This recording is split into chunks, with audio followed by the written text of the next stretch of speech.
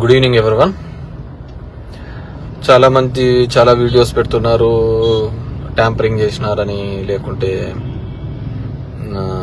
వివిధ ఇవి జరిగినాయని చెప్పేసి, ఎక్కడో ఓట్ల శాతము పోలింగ్ శాతం పెరిగిందని, ఇలా మల్టిపుల్ రీజన్స్ అందరూ కూడా చెప్తున్నారు.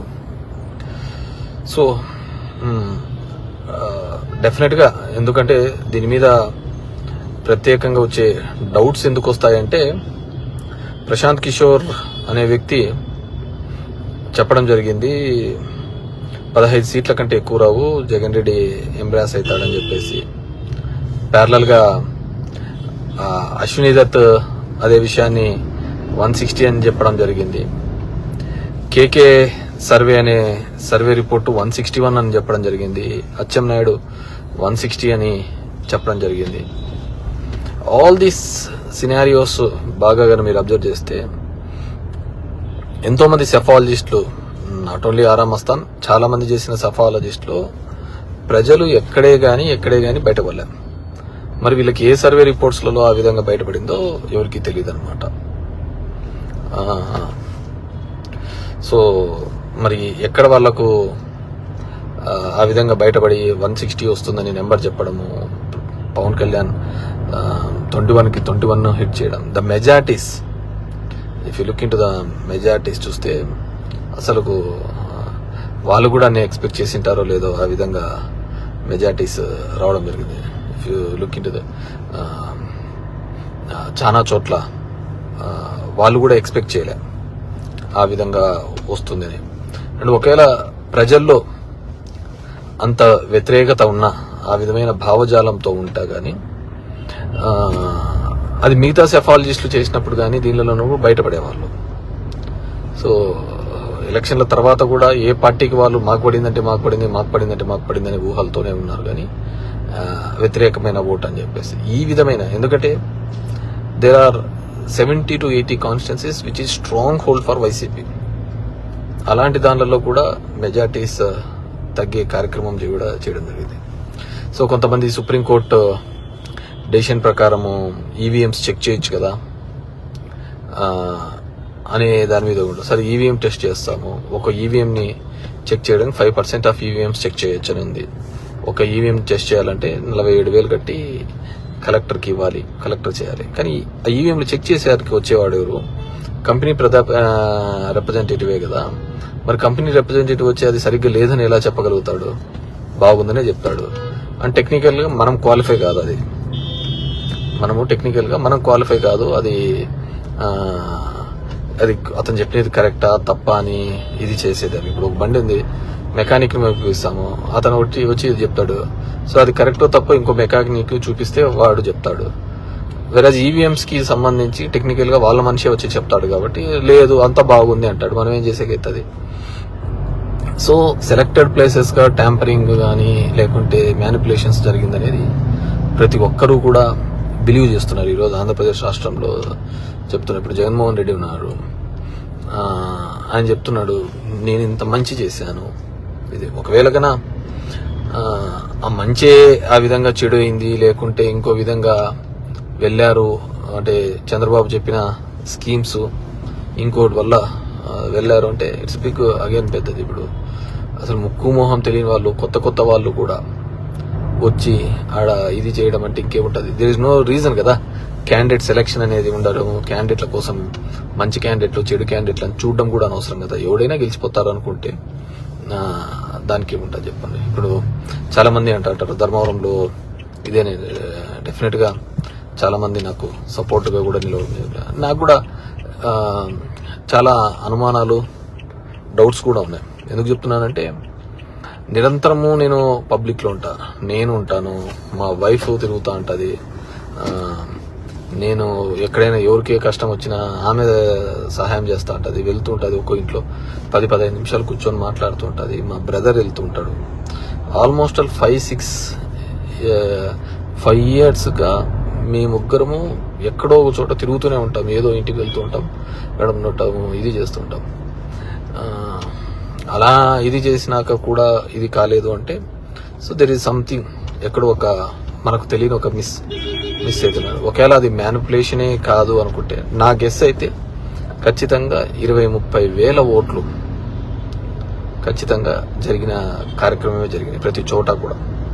That's make sure of that.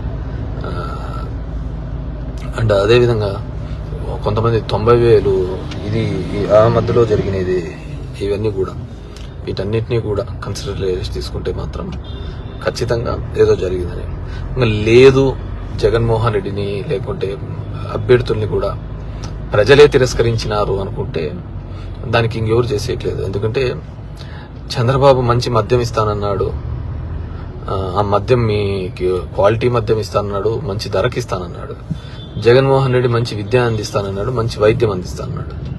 So ఇక్కడ విద్యా వైద్యం ముఖ్యమా అని అనుకుంటే అది మందు ముఖ్యమా అనుకుంటే మందు దిక్కే అడుగులు వేసినట్టే అనుకోవచ్చు అనమాట. ఎవరో పెడుతున్నారు పాపం మా 150 వచ్చింది కదా, మరి అప్పుడు డౌట్ రాలేదా అని. ఖచ్చితంగా ఆ రోజు వ్యతిరేకత అనేది పబ్లిక్ గా రిప్రజెంట్ అవుతుంది, కనపడుతోంది. వ్యతిరేకత అనేది బాగా కనపడుతుంది అందరికి విజిబిలిటీగా కూడా. సో జగన్మోహన్ రెడ్డి గారు అప్పుడు చెప్పిన ప్రతి సెఫాలజిస్ట్ కూడా ఎక్సెప్ట్ ABN TV5 తప్ప ప్రతి ఒక్కరూ కూడా 135+ వస్తుందనే చెప్పినారు. ఇప్పుడులా కాదు, ఇప్పుడు చెప్పినది ఓన్లీ 3, కానీ 160 ఫిగర్ని డైరెక్ట్గా ఎలా మ్యాచ్ చేసి చెప్తున్నారు అనేది ఇట్స్ బిగ్ క్వశ్చన్ అనమాట. What ever maybe. అండ్ అందరికీ కూడా విన్నమించుకునేది ఏంటంటే నన్ను కలవడానికి కానీ దీనిలోకి కానీ దయచేసి రావద్దండి. Because I'm very much upset with the way results అంటారు. అంత చేసిన తర్వాత సరే ఎవడు పని చేయనోడికి అయితే ఏదో వచ్చిన 2 నెలలు మనకు 1000 ఓటు అనుకుంటే ఒక రకం, కానీ బ్లడ్ అండ్ స్వెట్ అంతా పెట్టిన తర్వాత కూడా ఎన్నో ఇది చేసిన తర్వాత కూడా నాకు నిజంగా ఫెల్ట్ వెరీ అప్సెట్. సో నన్ను కలవడానికి కూడా దయచేసి నేను I want to come back, నేను దాని నుంచి బయటకు రావడానికి కూడా నాకు టైం పడుతుంది. నన్ను కలవడానికి కూడా దయచేసి కొన్ని రోజులు ఎవరు రావద్దండి. ఎందుకంటే ఎవరు కష్టపడలేదని నేను చెప్పటం లేదు, కార్యకర్తలందరూ కూడా బాగా కష్టపడినారు, చేసినారు. బట్ నేను అనుకున్నంత రిజల్ట్స్ రానప్పుడు డెఫినెట్గా ఇట్స్ నన్ను చాలా సెట్ బ్యాక్ చేసింది, వెనకడుగు వేయాల్సి వచ్చింది. కాబట్టి దయచేసి నన్ను కలవడానికి కానీ దీనిలోకి కానీ కొన్ని రోజులు నన్ను let me live my own. ఇది ఎందుకంటే I spent my personal life, నా వ్యక్తిగత జీవితం అంతా చేశాను. మా వైఫ్, నా ఫ్యామిలీ లైఫ్తో కూడా నేను స్పెండ్ చేయడం జరిగింది. ఇంతకుముందు నేను చెప్పిన విధంగానే ఇప్పుడు రాత్రి 2 గంటలకు వస్తాను, పొద్దున్నే 7 గంటలకు పోయేవాళ్ళు అనుకోండి. ఏదో కదొక చేయాలా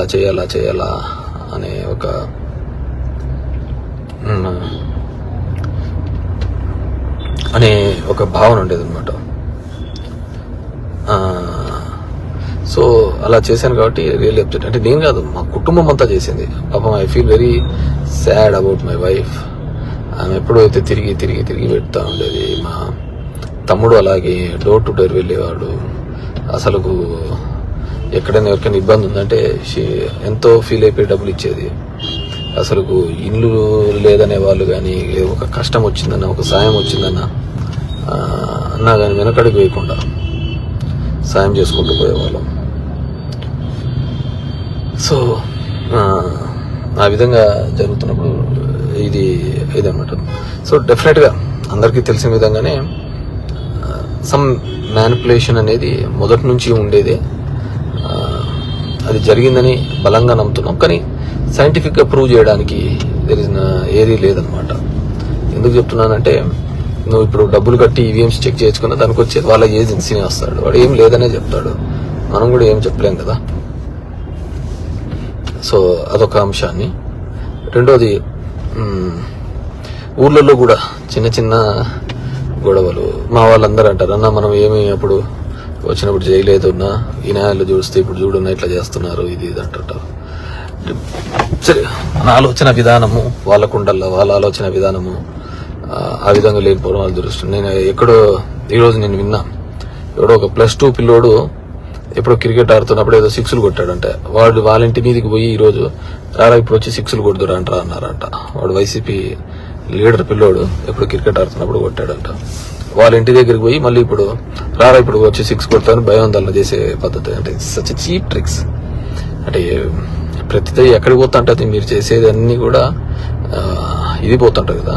సో ఈ 5 yearsగా ఎక్కడే కానీ ఒక క్రైమ్ కానీ ఒక ఇది కానీ జరగకుండా మనము అందరికీ తోడుగా ఉండాలా, హెల్ప్గా ఉండాలనే ఒక ఆలోచనతో చేయడం జరిగింది. సరే, ఉంటారు కొంతమంది ఆ విధమైన క్యారెక్టర్స్తో ఉండే వాళ్ళు ఉంటారు. So be bold and be strong.